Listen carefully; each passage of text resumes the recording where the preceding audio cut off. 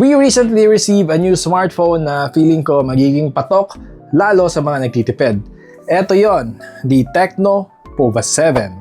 This device is a smartphone with a promo price that starts at 5,999 pesos. It is also in partnership with PUBG Mobile. For the price, ang dami niyang specs and features na hindi ko nakikita dati sa mga teleponong ganito kamura. Kaya excited na ako sa kanya. Hi, this is Peter of GizGuide.com and tara, unbox na natin yung TECNO POVA 7. Okay, first things first, tanggalin natin to.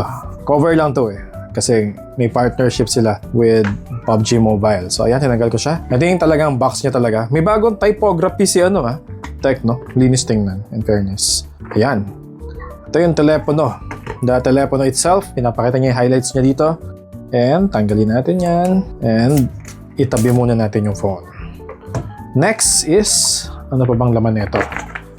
Okay. Ayan. Uy. Eto, yung kanya mga papeles, warranty card, and yung 12 months plus 1 warranty guarantee niya. Next, ito. Uy, maganda yung case May accents pa Free case, translucent, parang bumper case to na maganda And here, may 45 watts power brick din siya. So, hindi mo na kailangan bumili ng charger. And then this one, obviously this is the USB-A to USB-C data and charging cable. Weirdly, meron siyang papeles stating that it is licensed by Qualcomm kasi MediaTek yung processor nito. Pero baka naman kasi this is for its other technologies. Ito na yung unit ko, Hyper Titanium colorway siya, 8 GB of RAM and 256 GB of storage.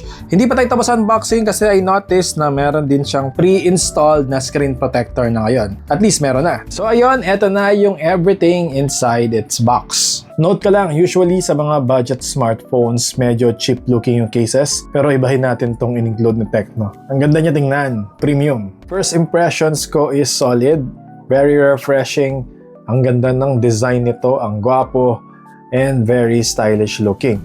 Actually, pwede itong sabihing futuristic pa nga. Hindi unique yung kanyang camera layout. I think parang similar dito yung sa Fairphone. Pero yung kanyang mga accents, yung kanyang mga patterns, very unique. Ang tawag ni TECNO dito is Interstellar Spaceship Design and I can see why. Tapos, here, matte finish pa siya. So, hindi siya prone sa fingerprint smudges. And hairline scratches na rin siguro. As you can see here, ayan, medyo curve pala siya. Aside dito sa kanyang Hyper Titanium na medyo bronze gold pa nga yung dating sa akin, available din ito sa Geek Black and Magic Silver colorways. One of the main highlights ng teleponong ito is meron siyang malaking 7,000 mAh battery. But ano na notice ninyo? Wala kayong battery, di ba? Pero ang nipis pa rin niya tingnan. This one is actually just 9.3mm. Under 10mm pero ang laki ng battery. Hindi ito listed sa spec sheet ni TECNO. So tara i-measure natin. Medyo mabigat siya. 227.1 grams. Pero understandable yun kasi 7,000 mAh battery Na-miss ko sa box kanina, meron pala siyang kasamang SIM ejector tool. Tapos POVA branded pa. Tara, silipin natin. Ayan. Here, meron siyang 3 slots in total. So, merong 2 slots for the dual nano SIM and merong slot for the micro SD. So, expandable yung storage. May water seal din pala siya. So, yung IP rating nito is IP64. Good enough na yon against dust ingress and water splashes. Anyway, ito yung details ng kanyang camera layout. Meron siyang 108MP na primary shooter. Sinasabi dito sa likuran niya na meron din siyang NFC. And this one is designed by TECNO, obviously. Meron ding number 7 na print here, indicating na siya yung POVA 7. Obviously, POVA branding. And here, meron siyang parang screws na star. Sa ilalim naman, ayan, niyayabang ni TECNO na meron siyang 7,000 mAh high-density battery. On top, meron siyang IR remote control that you can use on your appliances like aircon, TV, and etc. And then, meron siyang speaker grill. And then, meron ding microphone hole. Sa ilalim, meron pang speaker grill na mas malaki, indicating that this has a stereo speaker setup, USB-C port, reversible yan, another microphone hole, and here, at last, meron pa rin siyang 3.5mm headphone jack. Sa right side, andito yung power key na nagdo-double as a fingerprint sensor and obviously the volume up and down keys. accurate and responsive yung kanyang fingerprint sensor. Walang sinabi na meron siyang glass protection, kaya thankful ako na they included a pre-installed screen protector kahit plastic lang yon. Here on top, punch hole na siya, merong 8 megapixels na camera dyan. Yan, ito na yung kanyang display. 6.78 inch siya. Ang laki. LCD panel to, hindi AMOLED unfortunately. Pero okay pa rin kasi mura yung phone eh. You also get a 120Hz refresh rate. So ayan, very smooth yung animations and transitions. Also, it has 1080p na resolution. Meron mang pwedeng i-improve si TECNO dito. Ito yon, yung kanyang shin bezel. Medyo makapal kasi talaga siya eh. Pero ayun, again, ganun din naman yung ibang mga smartphone sa price point na ito eh. So medyo acceptable pa siya. But of course, if you really want to stand out, sana mas ninipisan pa nila yung shin bezel. Otherwise, happy ako sa overall na nakita ko sa build and design ng teleponong ito. Isa pang na-notice ko is ang ganda ng kanyang interface. Very futuristic looking.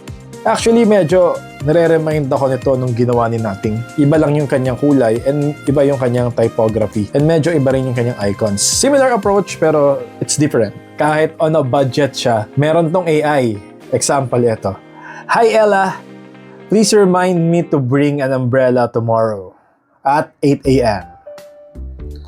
Pwede mo siyang utusan and marami ka pa ibang task na pwede gawin dito. Obviously. Ang galing. DeepSeek R1 siya. I know. Oh, diba? Ang galing. So, very helpful to. Obviously, napakarami mo pang pwedeng gawin with its AI, but i-reserve na natin yon sa full review ng device. I-explore ko pa kasi talaga to. First day natin sa kanya. It is equipped with the Helio G100 processor, yung ultimate version niya, meaning it is optimized for TECNO devices, particularly itong POVA phone na to. And I'm sure, marami na naman magre-reklamo. Pero guys naman kasi, yung teleponong ito, hindi siya 10,000, hindi siya 12,000. It is at 6,999 SRP starting price. Promo price niya is 6,000 pesos lang. Sa price point na yon, considered as very good na nga ito actually. Wala lang siyang 5G, pero ako, wala akong honestly reklamo sa processor na ginamit for this particular smartphone. Kesa naman sa iba, yung ibang teleponong nagamit ko, at this price point, mas mababa pa yung chipset, diba? So, mas sluggish, mas mahihirapan sa ibang task, and hindi magiging ganon ka-smooth yung overall experience. And kahit nga siguro yung ibang games, baka hindi mo mapatakbo at least sa medium settings man lang. Walang masama mag-criticize,